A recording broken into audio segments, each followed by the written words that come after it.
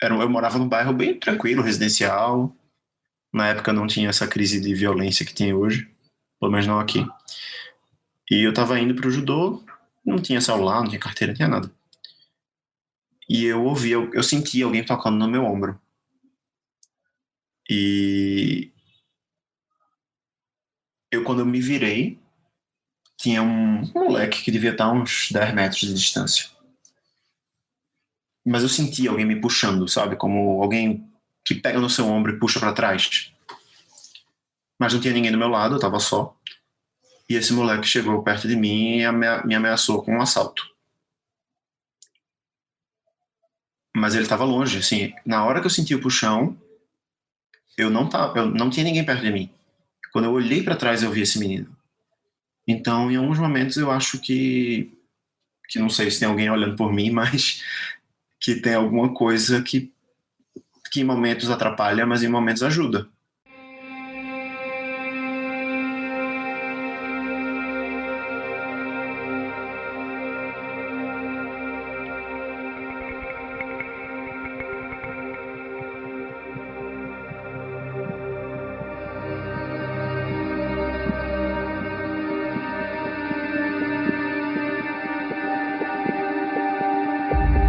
Passamos da metade da temporada do Criptologia. Até agora, traçamos paralelos com diversas pessoas que se consideravam sensitivas para tentar nos aproximar do real sentido do termo. Vocês acabaram de escutar Pedro, que continua desde o episódio anterior contando suas histórias. Dessa vez, focaremos na parte da fé e do ceticismo envolvido em passar por esse tipo de fenômeno. Mas engana-se aqueles que imaginam que apenas religiões espiritualistas acreditam nesse tipo de encontro. É no Brasil que grande parte das crenças se misturam. É comum que várias religiões acreditem em experiências semelhantes, apenas diferenciando essas experiências por nomes diferentes do que a gente já conhece. A gente tem esse estigma hoje em dia, pelo menos o pessoal da nossa área tem esse estigma do o famoso pastor preconceituoso que engana os fiéis e compra e pega dízimo. Mas, assim, tipo, eu tive uma convivência na igreja com um pastor, que ele foi um pastor até famoso, não vou falar o nome dele porque ele é falecido, vamos deixar o falecido quieto. Mas ele foi um pastor bem famoso, ele até foi para os Estados Unidos por um tempo e tal, ele tinha família lá nos Estados Unidos e o pessoal chamava ele para dar palestra e tudo mais, e ele era uma pessoa excepcional. Ele foi uma das pessoas que me manteve na igreja por mais tempo, sabe? Tipo, ele era uma pessoa que eu respeitava. E ele tinha, eu posso te dizer claramente, ele era sensitivo. Ele era uma pessoa que ele chegava, tipo, eu posso te dizer porque eu tive nos bastidores, sabe?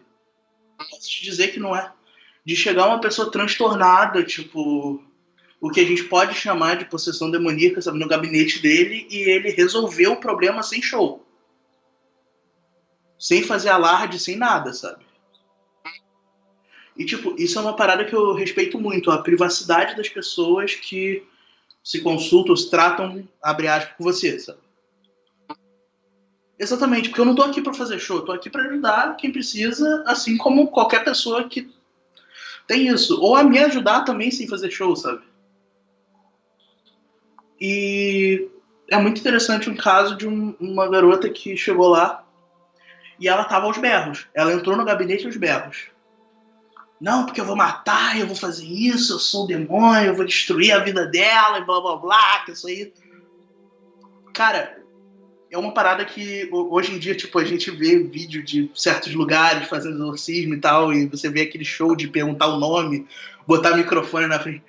Foi muito engraçado porque ele botou a mão na testa da garota, ele falou, cala a boca, eu não vou dar papo pra você, vai embora agora. E, puf, a garota ficou normal, sabe?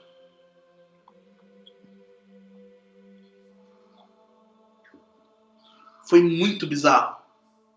E foi muito ético, sabe? E é uma parada que ele não espalhava. É uma parada que ele não, tipo, ninguém podia saber que aconteceu aquilo, compreende? Porque senão aquela garota ia ser a endemoniada da igreja. A questão, né? Você vê uma pessoa fazendo, você vê que deu certo, aí você vai e faz, né? É uma discussão que tem entre céticos com relação à possessão, né? Da pessoa estar sugestionada, né? Sim, sim, sim. E essa atitude dele até quebra um pouco, né? Porque ele não fez ritual nenhum, ele não fez nada, não perguntou nada, só falou tchau. O que eu imagino que, assim, tipo, se eu fosse evangélico hoje em dia e eu visse um capeta na Terra, a última coisa que eu faria era dar papo pra ele. Apesar de que eu não, porque eu perguntaria porque eu sou curioso. Eu ia perguntar coisa pra caralho, eu ia pedir pra ele dar uma voltinha comigo. Eu tenho uma lembrança que é uma coisa que acontece comigo sempre. Que eu já vi, assim, eu sou um pouco cético com esse tipo de coisa. Mas pelo tipo de atividade que já aconteceu comigo, algumas coisas eu não consigo encontrar uma explicação racional ou científica, não sei, para o que acontece, que é ouvir, assim, eu sempre ouvi coisas no momento do sono. Pessoas falando, barulho de um ambiente que eu não estou. E meus pais, assim, desde que eu comecei a ter essas coisas, meus pais me levaram, psiquiatras e tudo mais, e nunca teve nenhum diagnóstico. Diziam que era imaginação, os parentes da família que eram espíritas diziam que é espiritualidade, cada um dizia uma coisa, mas nenhum, assim, isso nunca atrapalhou minha vida de forma real, entende? Sempre consegui estudar, trabalhar, tudo mais. São eventos pontuais. O que que as pessoas que moravam com você diziam? Nunca foi falado nada sobre isso, assim, abertamente. Só alguns comentários em alguns momentos, mas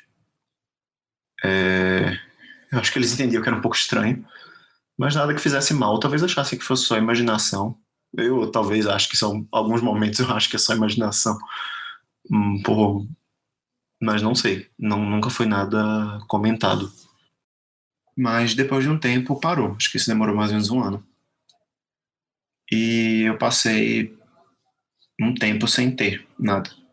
Nada, nada, nada. Parece que parou tudo. Que foi mais ou menos dos 18 aos 21 anos de idade. Foi uma época que parou tudo. Tudo, tudo, tudo. Eu lembro que na época eu frequentava um centro, que foi dito para mim é que não é o momento agora, porque você está na universidade e esses eventos vão parar. Mas, assim, uma coisa que eu pensei por muito tempo é que isso estava ligado ao meu estado emocional. Mas nem sempre isso acontece em momentos ruins, entende? Como, por exemplo, depois dos 20 e poucos anos, eu não estava mal, não tinha nenhum problema, não estava com acompanhamento psicológico nem nada. Estava vivendo uma vida comum, trabalhando, estudando. E voltou. Apesar de estar tendo uma vida estável e sem conflitos. Entende? Porque pelo que eu já li e tudo mais, muita gente tem esse tipo de evento em momentos críticos da vida, né? Divórcio dos pais, ou mudança da infância para a adolescência, da adolescência para a idade adulta. Mas isso é uma coisa que é contínua, que continua acontecendo, mas hoje em dia de uma forma bem tranquila. Não é nada que me afete, é uma coisa que acontece de forma ocasional. Entendi. Você disse que procurou apoio psicológico e tal. Como é que foi? Isso partiu de você ou isso veio de alguém da sua família? Eu fiz terapia por muito tempo, porque eu tive uns problemas de colégio, de aprendizado e tudo mais. Eu comecei a fazer terapia e fui acompanhado por um psicólogo e um psiquiatra um tempo, mas nunca tive acompanhamento assim, nunca foi nenhuma doença específica, era um problema de desenvolvimento de adolescência e tudo mais, de bullying ou de falta de interesse, mas nunca fui medicado em relação a isso. Sempre foi acompanhamento psicológico de manutenção, né? E eu lembro que eu conversava com isso e a psicóloga dizia que não, isso são formas da sua mente reagir ao que você está sentindo, são alucinações visuais e tudo mais. E em certo momento eu acreditei nisso. Não, realmente é a minha mente que funciona assim. Eu tenho uma coisa mais visual. Tô até que eu sou arquiteto hoje em dia. Mas em assim, como essas coisas são muito reais e eu não tenho isso no dia a dia, não é uma coisa que aconteça, que eu vejo uma pessoa atravessando a rua e eu quase atropelo ela, e essa pessoa não existe. São coisas muito, assim, não sei como é que te explico sem parecer ser maluco, mas é, são coisas pontuais, assim, não são eventos que eu tenho alucinação, que eu perco o sentido, ou converso com gente que não existe. Eu sei que aquilo não é físico. Eu tenho consciência que aquilo não é físico. Então é isso que me dá uma confiança, assim, de não. Eu sei que isso não é real. Eu sei. Real, eu digo, não consegue me afetar fisicamente. Ou pelo menos eu acho que não consegue, nunca aconteceu nada. Nenhum evento tipo poltergeist, nem nada. Então eu sei que aquilo que eu tô vendo não é real, não é físico. Mas de onde vem, eu tenho dúvidas. Apesar de acreditar que existem coisas que não são desse mundo, eu, eu não sei, realmente eu não sei. Eu fico um pouco em dúvida da parte cética. Como é que é essa sua relação de você ter esse lado descrente quanto a esses fenômenos, assim? Você parte do pressuposto em que esses fenômenos eles não acontecem, que são coisas da sua cabeça, ou você acha que não é algo espiritual, mas que é algo que você ainda não consegue explicar? Eu acho que o espiritual é uma forma que as pessoas, em geral, usam para justificar isso. Mas eu acho que não tem uma. Assim, a justificativa, pelo que eu pesquisei, eu não sou da área. Pelo que eu pesquisei, a justificativa que a medicina e a ciência dá não é suficiente para mim. Entende? Não, eu tento pesquisar, tento ver origens, mas acontecem coisas que não é o que a literatura, que eu tenho acesso pelo menos, consegue justificar, entende? A experiência que eu tenho não é o que está escrito naquele livro, não é o que está escrito naquele artigo. Não é a mesma coisa. Apesar de saber que existem alucinações e que o cérebro reage, assim, foram feitos estudos, isso é uma coisa um pouco leiga, mas assim, de freiras em estado de êxtase serem submetidas a tomografias e foi percebido que o cérebro delas reagia alterando a questão espacial, então elas perdiam noção do espaço e entravam em êxtase. E a minha dúvida, e é uma dúvida que eu realmente carrego, é se o que acontece comigo fisicamente, assim, no cérebro e na parte neurológica, é uma reação à experiência não física que eu estou tendo, ou se isso é criado pelo meu cérebro. Isso é uma dúvida que eu não consigo te responder. Eu também não sei, gostaria muito de saber. Mas o que você acha? Sinceramente, assim, minha opinião, eu acredito que é uma coisa sobrenatural e que eu tô reagindo a isso. Eu fisicamente, neurologicamente, tô reagindo a isso. É o que eu acredito. Na minha opinião, realmente, o que eu acredito, não sei se isso é para me confortar ou não, mas o que eu acredito é que eu reajo, assim, fisicamente, as pessoas que têm essas experiências sensitivas, o corpo reage à experiência. Eu realmente não acredito que as pessoas que realmente têm essa sensibilidade criam isso mentalmente e têm essas experiências. Eu acho que é uma reação e eu acho que pelo que eu tenho como experiência, é uma reação. Isso é uma coisa externa. Mas isso é só uma crença.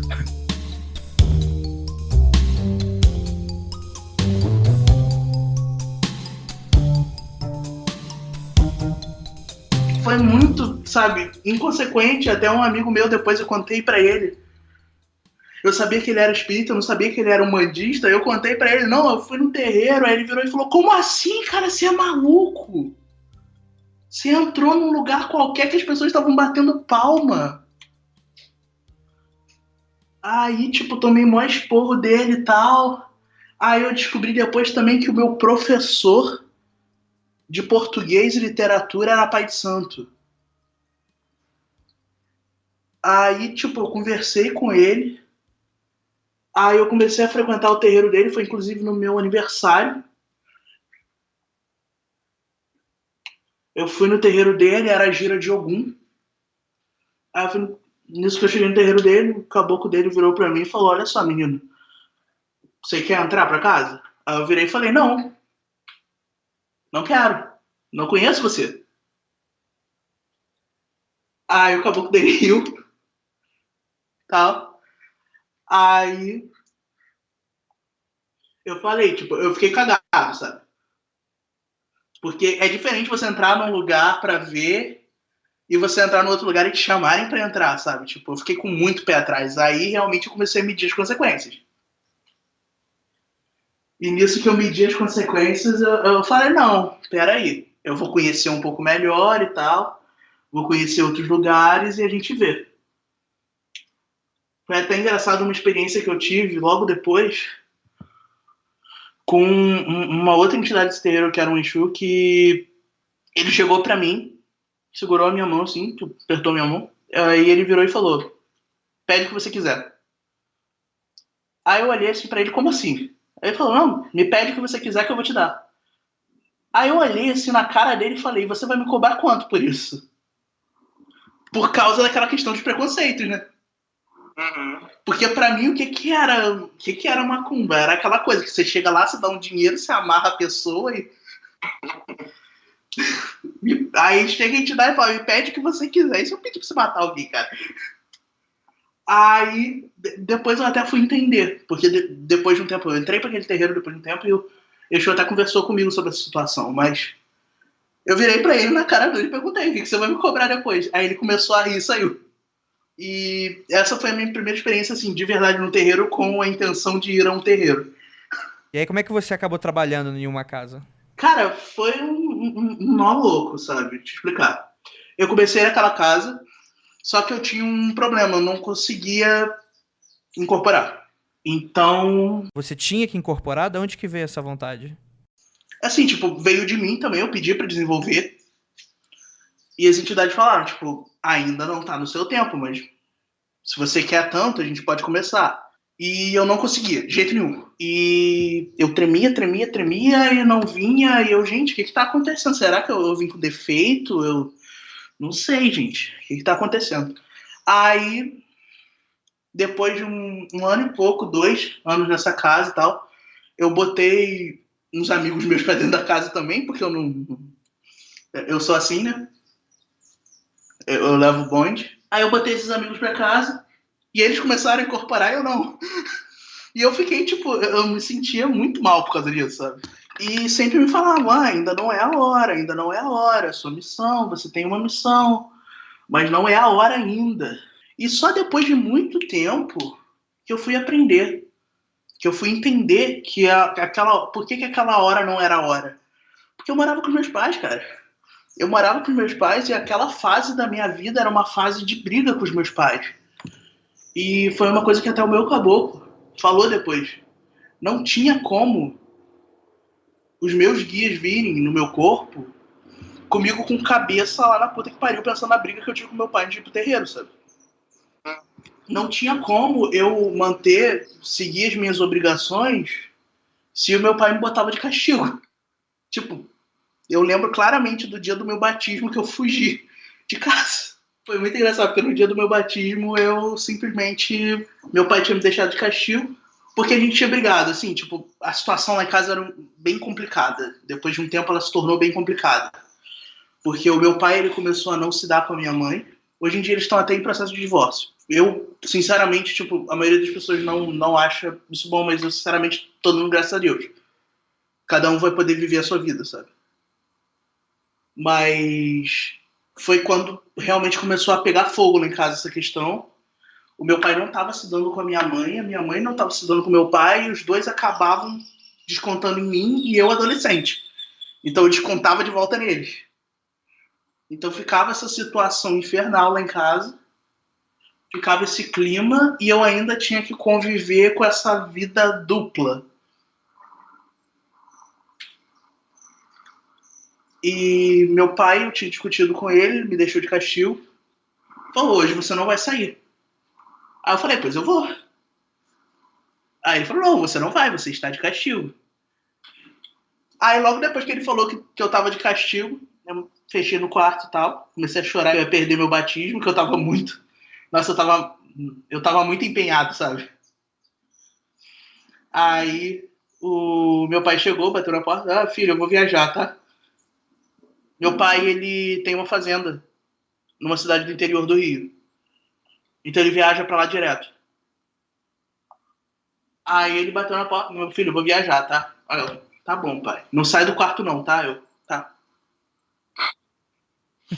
Aí ele viajou e ele esqueceu de falar pra minha mãe que eu tava de castigo. Então eu só bati na porta da minha mãe. Mãe, tô indo na casa da minha amiga, já volto. E fui. E voltei 3 horas da manhã. Aí eu fiquei de castigo de novo. Só que dessa vez por causa da minha mãe. E foi bem complicado nesse terreiro porque tava impossível de manter, sabe? Porque as sessões acabavam bem tarde e era num lugar que era 1 hora de distância da minha casa.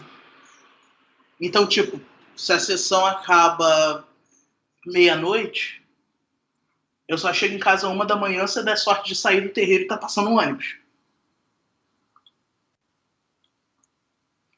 E isso foi bem complicado, então eu tive que sair do terreiro. Aí eu comecei a frequentar uma outra casa,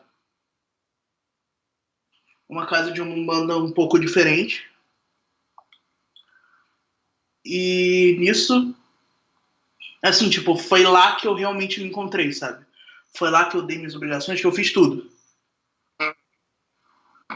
E hoje em dia eu dou graças a Deus por ter encontrado esse lugar que, por ser um lugar menor, um terreiro menor, era bem pequenininho. Tinha umas 3, 4 pessoas.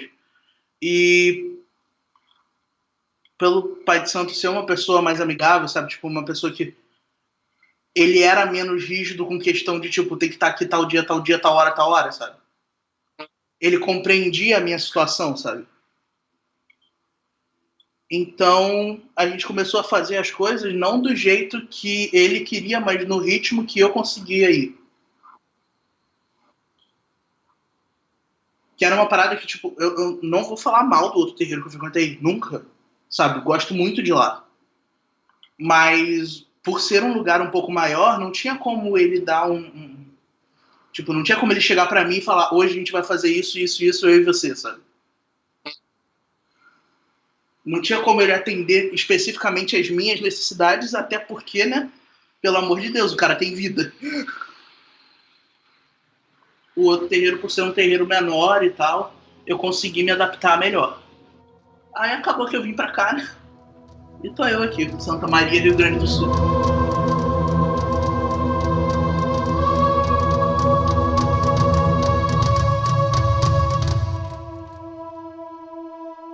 Até onde ir com a sua crença no sobrenatural? É possível se manter crítico com todo tipo de fenômeno que consideramos fora do comum? Pedro nos dá sua visão. Sinceramente, assim, minha opinião, eu acredito que é uma coisa sobrenatural e que eu tô reagindo a isso. Eu fisicamente, neurologicamente, tô reagindo a isso. É o que eu acredito. Pra você faz sentido essa explicação? Você se sente satisfeito com ela? Sim, me sinto. Porque o que acontece muitas vezes não é algo que eu, pelo menos conscientemente, saiba. Algumas informações, assim, eu realmente frequentei centro espírita, trabalhei e tudo mais. Sei que isso não é a pegada, mas a pegada do programa, mas eu tive experiências de receber informações de coisas que eu não sabia. Eu frequentei e frequento ainda. Dentro de centros espíritas e terreiros e tudo mais, eu tive experiências de coisas que eu não consigo explicar. De informações que eu não tenho, de ver coisas que eu não sabia que existiam. Não sei que existiam. Então, no momento, isso me satisfaz. Essa explicação é um pouco mista, um pouco cética, um pouco não cética. Que eu acho que é importante a gente ter esse apoio, porque se eu acreditar em tudo que as pessoas falam, principalmente dentro do meio esotérico, a pessoa fica louca, fica alienada. Eu acho que é importante ter um pé no chão e analisar o que está acontecendo. Faz sentido? A explicação ortodoxa, tradicional, explica? Se sim, tudo bem, eu aceito. E se aquilo ali não explica o que está acontecendo, eu realmente acredito que não existem coisas que não são físicas, que não são explicadas pela ciência tradicional. Mas existem coisas que são. E tudo bem.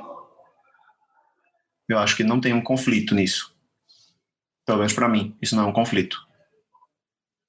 Entendi. Como é que é a posição da sua família quanto a isso? Você falou que era indiferente no...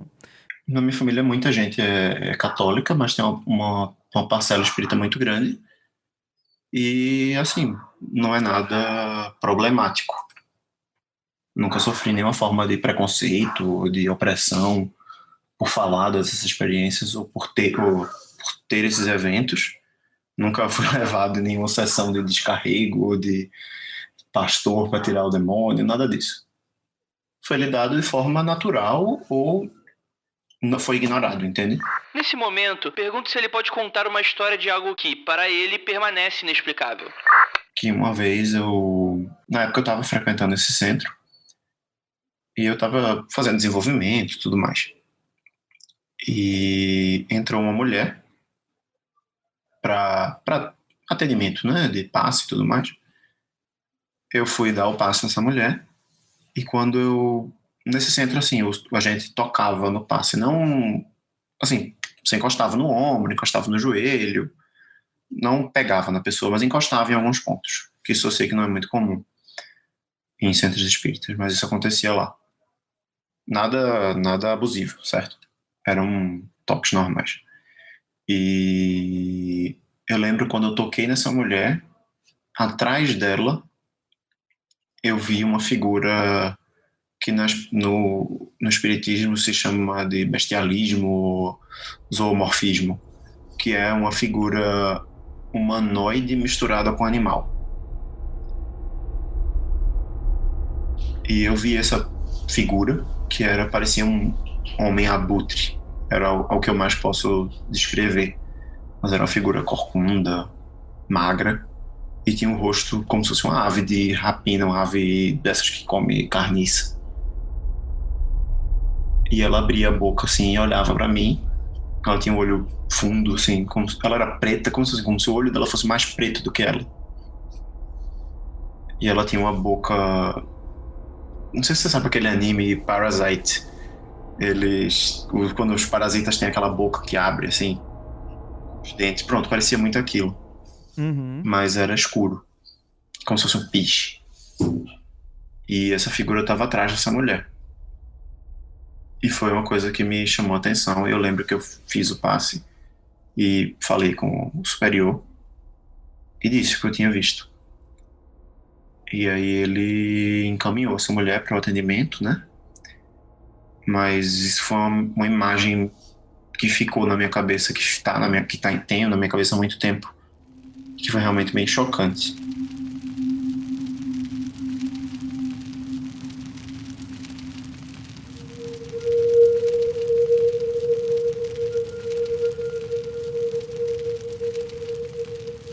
Grande parte da religião contemporânea crê em um mundo de energias sutis, que não pode ser comprovado, pois o homem não tem métodos para fazê-lo. E nesse mundo, habitariam espíritos diversos. E isso, de forma alguma, é novo. Os gregos acreditavam que o homem era dividido entre corpo, mente e espírito. Para o corpo, temos a medicina. Para a mente, a filosofia. Para o espírito, a religião.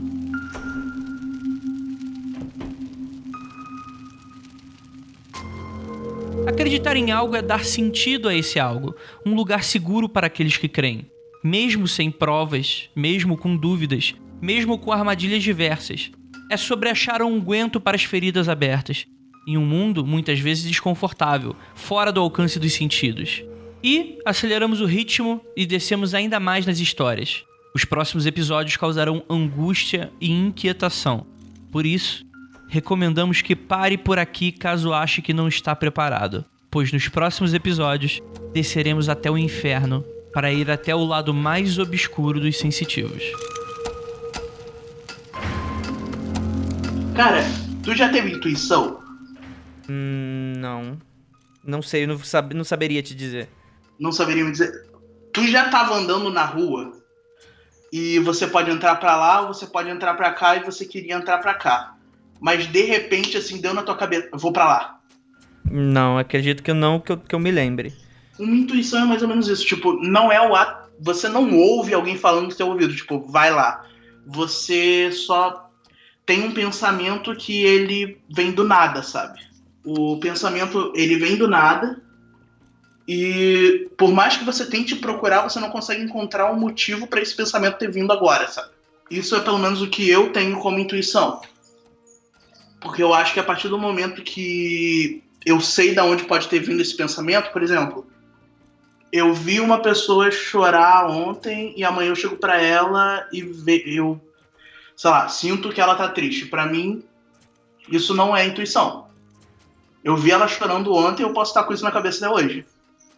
Você falando agora, teve uma vez que eu era adolescente, devia ter uns 16 anos, 15 talvez. E eu tava atravessando uma rua, era uma via muito movimentada, só que ela ficava naquele horário de saída de colégio muito congestionada. Então era normal, principalmente porque você, enfim, tendo morado no Rio de Janeiro, sabe muito bem que carioca é mal educado, né? Então não respeita sinal, não respeita pedestre. Exatamente. Então era comum as pessoas atravessarem entre os carros, né? Não procurar o sinal de trânsito e atravessar corretamente na faixa.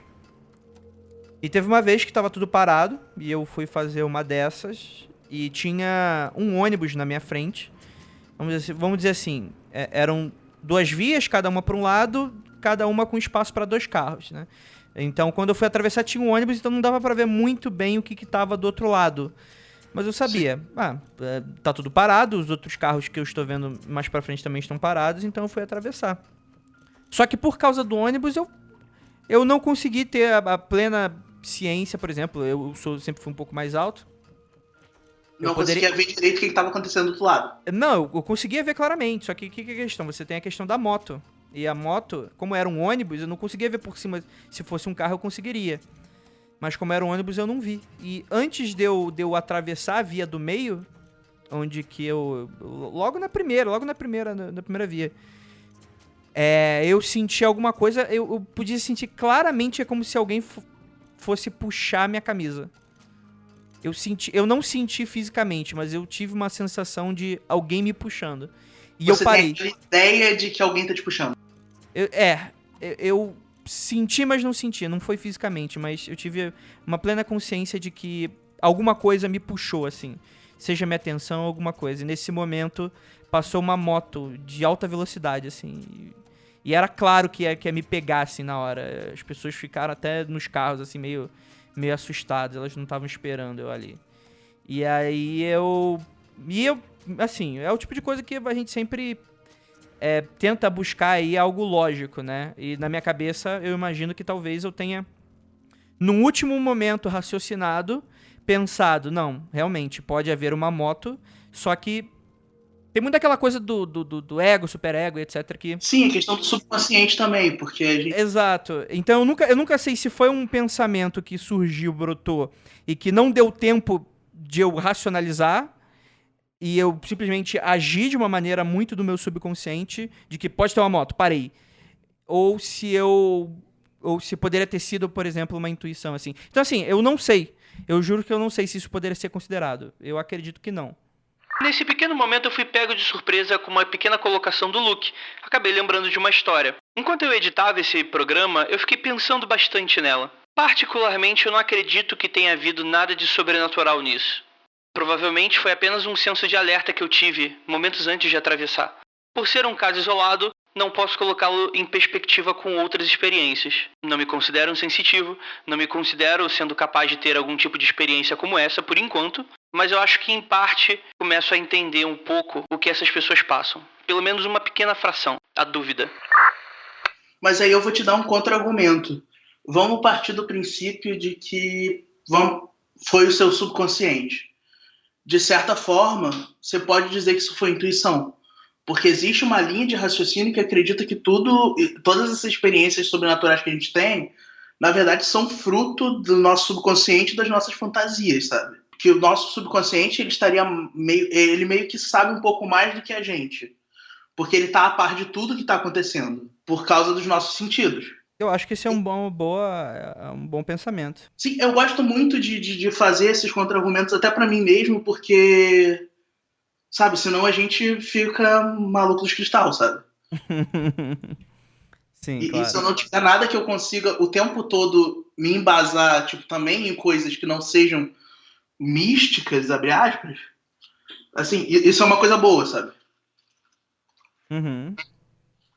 Porque aí eu tenho certeza quando eu tenho uma experiência que eu, sabe, não consigo inventar um contra-argumento para isso. Eu já tinha visto até não foi um estudo porque não foi publicado em nenhuma matéria, nenhum artigo, nenhuma revista científica e tal.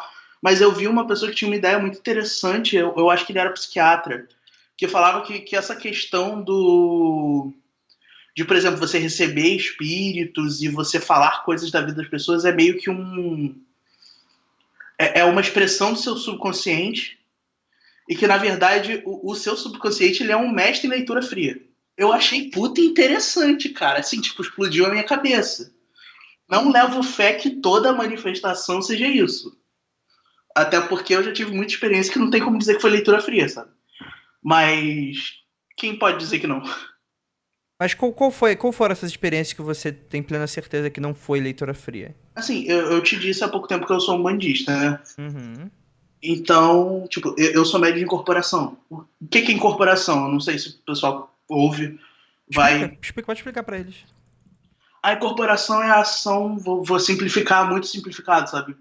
É a ação de um espírito no teu corpo, seja fisicamente ou mentalmente, de um jeito muito intenso. De forma que até, sei lá, tipo, sua feição muda, compreende? Uhum. Não é, por exemplo, sei lá, Chico Xavier psicografava. O que acontecia? A mão dele se mexia e ele ficava lá.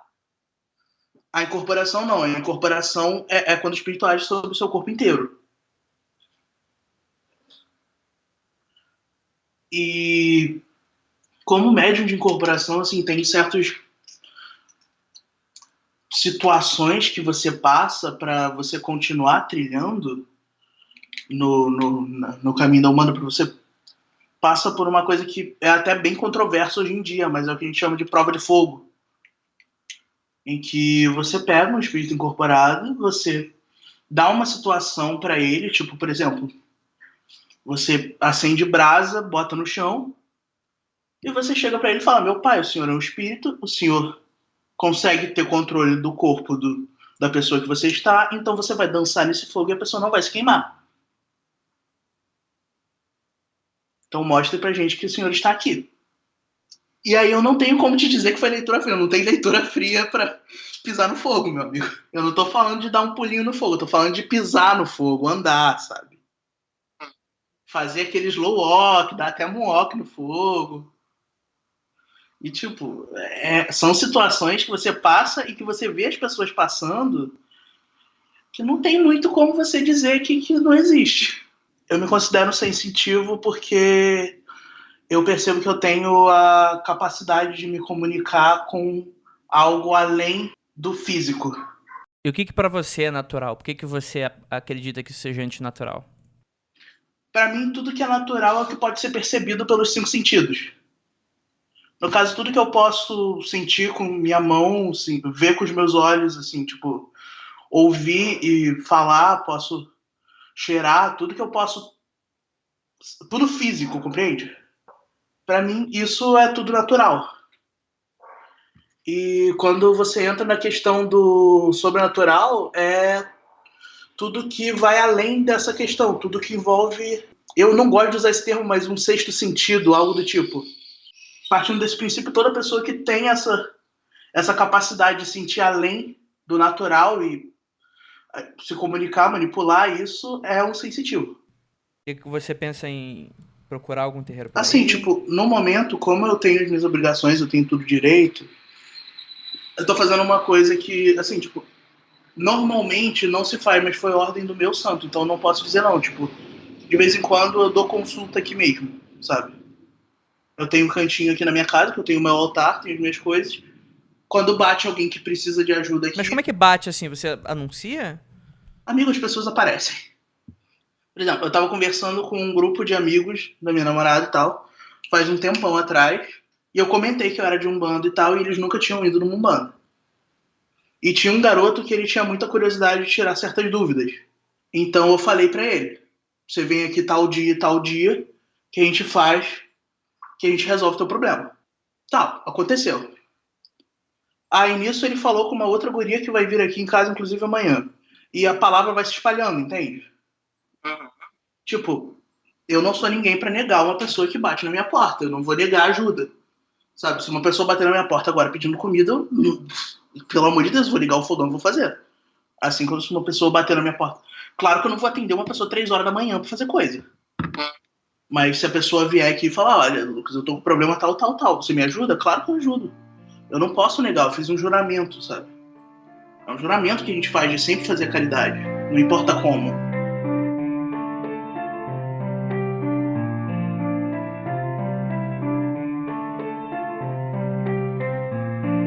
Eu queria só falar uma coisa que um pouco puxando um pouquinho do episódio do Mundo Freak que fala dos picaretas, que muita gente que tem esse tipo de experiência acaba tentando ir para procurar ajuda, procurar explicação, o que é normal, mas que acaba sendo fragilizado por gente que não tem um caráter muito bom e que está tentando ganhar em cima dessas pessoas ou usar elas como médiums em centros espíritas e espirituais escusos ou para ter vantagens mesmo, físicas, sexuais, o que for.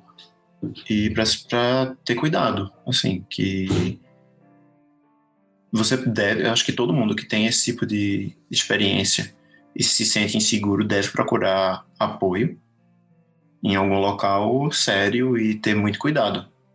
E também muito cuidado com a sua saúde. De que existe doenças mentais, existem alucinações e isso é real. Isso não é invenção da medicina, como Tom Cruise diz. Psiquiatras e psicólogos existem e eles ajudam pessoas que passam por problemas. Não acredito que todo mundo que tenha esse tipo de experiência precisa de ajuda psicológica, mas eu acho que a gente tem que ter cuidado. Sim, principalmente se esse tipo de evento, esse tipo de situação prejudica a vida da pessoa, entende?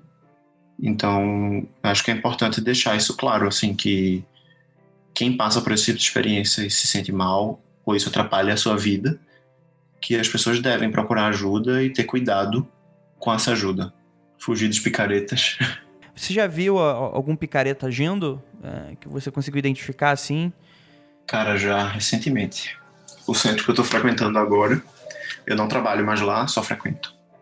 Eu pedi para me afastar e chegou uma figura da assistência,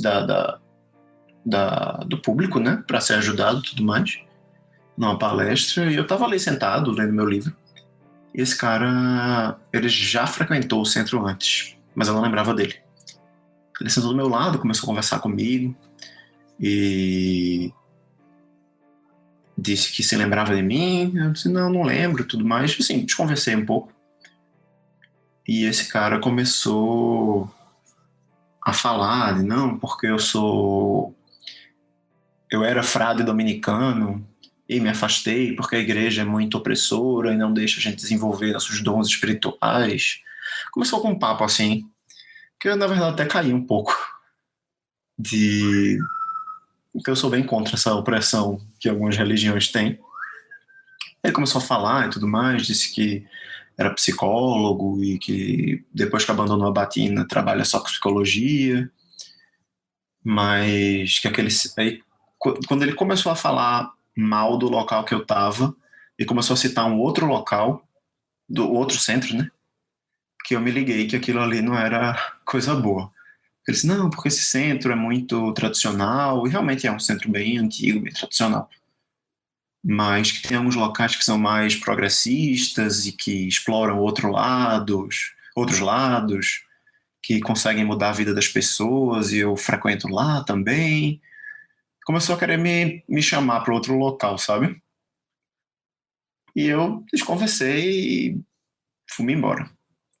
Deixei para lá. Algum tempo depois, um colega também que frequenta o centro me avisou.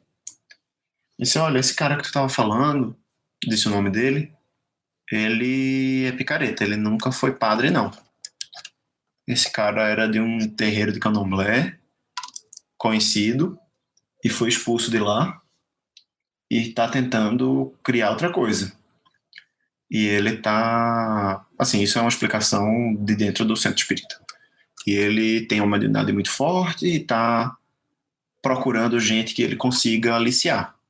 E isso é muito perigoso. Esse cara já tinha... Assim, essa pessoa que me disse que ele tentou abusar de uma frequentadora da casa. Disse que ela tinha uma energia física, mediunidade física muito grande, e que quando ela fosse na casa dele, na casa espiritual, né? Não na casa física, não na casa residência, na casa espiritual dele, eles poderiam fazer um trabalho para desenvolver isso e tudo mais. E pelo que me foi dito, esse cara disse que ela tinha que tirar roupa para poder a roupa não atrapalhar os fluidos de circularem, porque o tecido não era algodão, era um tecido artificial, né? E isso atrapalharia e tudo mais. Agora eu não sei se realmente se esse abuso aconteceu ou não, mas que essa pessoa deveria prestar atenção. E realmente, depois de um tempo que o papo espalhou, né, de que esse cara não prestava, esse cara sumiu. Sumiu, mas que... Assim, eu quase fui conhecer a casa dele. A casa que ele trabalhava lá. Não fui, ainda bem que não fui. Nada aconteceu, mas, assim, é um alerta de que essas pessoas existem, esse mau caráter existe, né? E se eu fosse talvez um pouco mais ignorante, ou não tivesse uma rede de apoio de pessoas que eu conheço, eu não tivesse sido alertado. E isso aconteceu, vamos dizer, em março desse ano, 2017. Foi bem, assim, para abrir meus olhos, sabe? Porque eu sempre frequentei locais sérios. Nunca tive nenhum caso de abuso, nem de ter sido coagido a nada. Mas esse foi um caso que realmente faz a gente abrir os olhos de que tem gente muito mau caráter por aí. Bem, acho que só isso. Tem mais alguma coisa?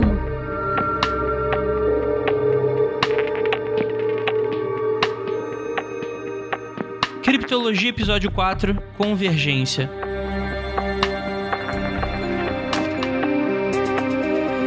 Esse é o Criptologia, feito por mim, Andrei Fernandes. É um projeto que só é possível graças à colaboração dos nossos apoiadores. Faça parte você também.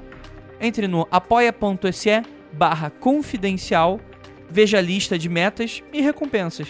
Esse é um projeto do site mundofreak.com.br. Até a próxima semana.